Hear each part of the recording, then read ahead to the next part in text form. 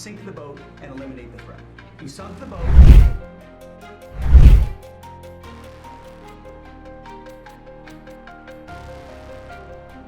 So I said, I'm going to be the one to make the call after getting all the information and make sure it's the right strike. That was September 2nd. There's a lot of intelligence that goes into that, building that case and understanding that, a lot of people providing information. I watched that first strike live. As you can imagine, at the Department of War, we got a lot of things to do. So I didn't stick around for the hour and 2 hours, whatever, where all the sensitive site exploitation digitally occurs. So I moved on to my next meeting. A couple of hours later, I learned that that commander had made which he had the complete authority to do, and by the way, Admiral Bradley made the correct decision to ultimately sink the boat and eliminate the threat. He sunk the boat, and eliminated the threat. And it was the right call. At least 22 strikes, 87 dead. Boats torn apart in Caribbean waters. Not one, but many. But it is one strike that changed everything. On September 2, a boat hit, survivors left behind, then fired upon again. No rescue, no recovery, just bodies in the water and silence from the Pentagon. Hegseth defended it, called it justified, yet the raw video remains unseen, locked away, restricted. And now the Senate and House are done waiting. Defense Secretary Pete Hegseth, the architect behind a deadly naval strike campaign near Venezuela, now finds Congress tightening its grip. Lawmakers move to choke off Pete Hegseth's power. They are drawing a red line. No uncut videos, no travel funds. The Senate and House Armed Services Committees have tied 25% of Hegseth's travel budget to full disclosure of unedited strike recordings. Vivid, raw footage from the Southern Caribbean and Pacific waters where U.S. forces carried out deadly attacks. Those strikes, linked to President Trump's campaign against Venezuela, left behind scenes of carnage and questions too dark to bury. Survivors in distress, reportedly targeted. Key footage still unseen. And now, Washington wants answers. Senior Democrats call it a moral breach. Republicans defend it as lawful reprisal.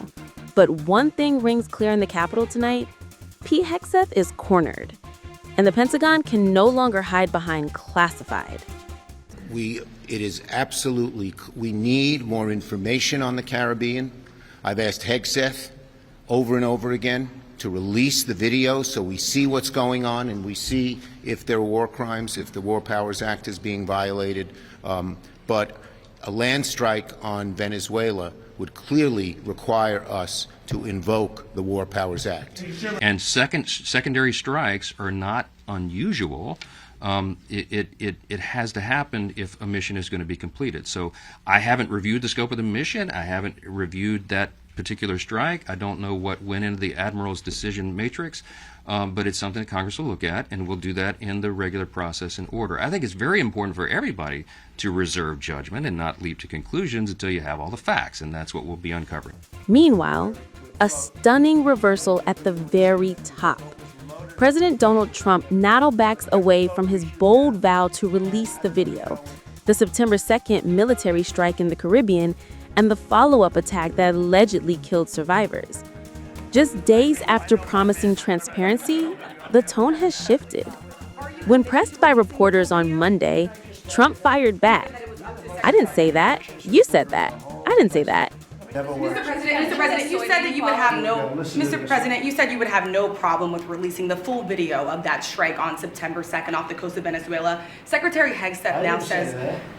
You said that. I didn't say that. This is ABC fake news. You said that you would have no problem releasing the full bit. Okay, well, Secretary Hegseth. Whatever Hegseth wants to do is okay with me. He now says it's under review. Are you ordering the Secretary to release that full video? Whatever he decides is okay with me.